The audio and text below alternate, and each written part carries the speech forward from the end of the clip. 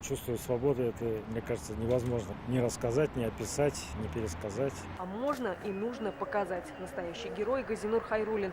Летчик самолета Ил-76, того самого, захваченного в 1995 году неподалеку от Кандагара представителями движения «Талибан». Год в плену и героический побег. Возвращение на родину и звание Героя России. Для него эти события не самые приятные воспоминания. Для страны история. Для молодого поколения пример.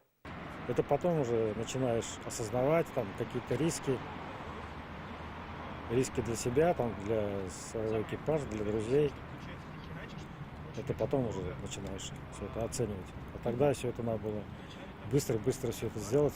Показать героев такими, какими их еще не видел никто. С такой целью в стране стартовал проект фонда «Память поколений». Известные фотографы взяли на объектив героев из 12 городов страны. Съемки проходят в Москве, а к татарстанским героям они приехали сами. Мы решили специально всей командой прилететь и снять их в их городе, в столице Татарстана, поскольку мы считаем, что это еще больше возымеет эффект, тот, которого мы пытаемся достичь. Всего лишь нужно маленький кусочек времени, потому что люди, за плечами которых такая жизнь, которая уже отображается на лице. Проект этот, наверное, один из самых важных для меня, потому что появляется у профессии смысл. Участником первого проекта из Татарстана стал Алексей Кораблев, Герой России. В этом году фотоисторию украсят герой Советского Союза Борис Кузнецов, герои России Газинур Хайруллин и Александр Супанинский, ветеран Великой Отечественной войны Павел Плетнев. Готовые материалы можно будет увидеть уже скоро. 15 ноября состоится презентация фотопроекта.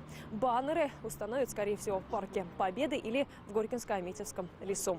Лисан Сабирова, Андерсон Тальцев, ТНВ Казань.